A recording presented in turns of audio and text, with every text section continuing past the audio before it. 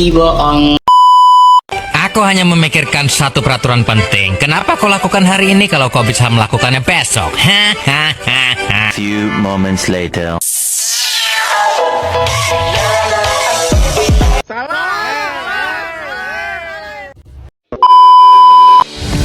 Pernah nggak sih kalian ngerasa salah paham hanya karena cara penyampaian seseorang? Nah, hal itu berkaitan dengan prinsip dasar dan etika komunikasi. Halo, nama aku Mujanasa Putri dengan dosen pengampu Ibu Nanda Pratiwi MPD. Nah, di video kali ini aku akan membahas tentang bagaimana cara berkomunikasi yang baik dan benar agar pesan yang disampaikan dapat diterima dengan tepat. Yuk, kita mulai. Komunikasi efektif adalah proses penyampaian pesan dari seseorang ke orang lain yang dapat dipahami sehingga tidak menimbulkan kesalahpahaman. Ada beberapa prinsip dalam berkomunikasi. Yang pertama itu ada respect atau menghargai, yang mana kita harus menghargai lawan bicara kita, baik secara pendapat maupun perasaannya. Contohnya, tidak memotong pembicaraan ketika orang lain sedang berbicara. Lalu yang kedua ada empati, yang mana kita memahami perasaan dan kondisi orang lain. Misalnya, menghibur ketika teman sedang bersedih. Lalu yang ketiga ada audible atau dapat didengar, yang mana pesan yang disampaikan harus jelas terdengar dan mudah dipahami. Misalnya, menggunakan suara yang jelas saat menyampaikan sesuatu.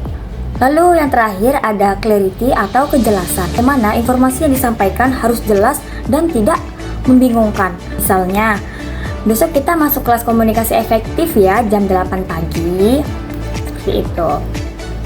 Nah, dalam komunikasi yang baik memiliki beberapa ciri-ciri yang meliputi keterbukaan, empati, dukungan. Nih, misalnya ketika teman sedang kesulitan belajar, bisa nih kita menawarkan diri kayak, kalau kamu masih bingung, kita kerjakan bareng aja yuk, nanti aku coba bantu jelasin. Seperti itu. Lalu ada rasa positif dan kesetaraan. Artinya komunikasi berjalan dua arah dan saling menghargai. Selanjutnya ada beberapa hal yang perlu diperhatikan. Nah, agar komunikasi berjalan dengan baik, kita perlu memilih tempat dan suasana yang nyaman. Gunakan bahasa yang mudah dipahami dan berikan nilai atau manfaat bagi pendengar. Dalam berkomunikasi, kita juga perlu menjaga etika, seperti berkata baik dan tidak berkata kasar. Lalu, tidak menyesatkan informasi. Misalnya, sebelum kita memberikan informasi ke orang lain, kita perlu mencari tahu kejelasan dari informasi tersebut. Lalu, menghargai privasi orang lain. Contohnya, tidak menyebarluaskan informasi pribadi pribadi orang lain tanpa sepengetahuan orang tersebut.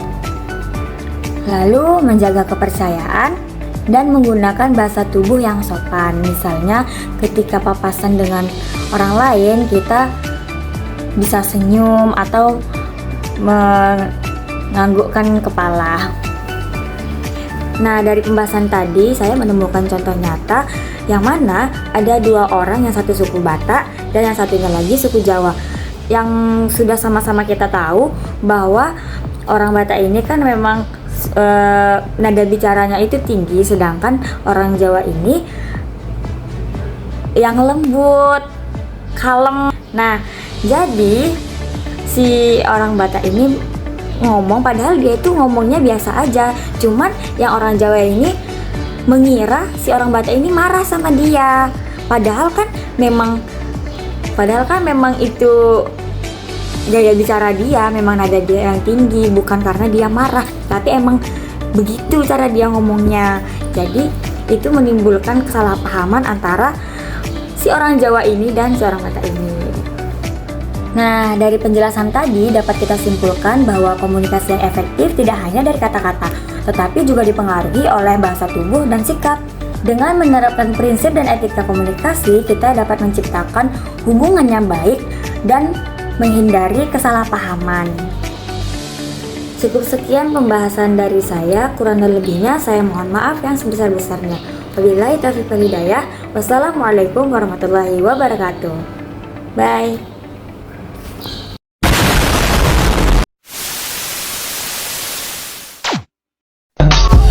I just had to let you know you're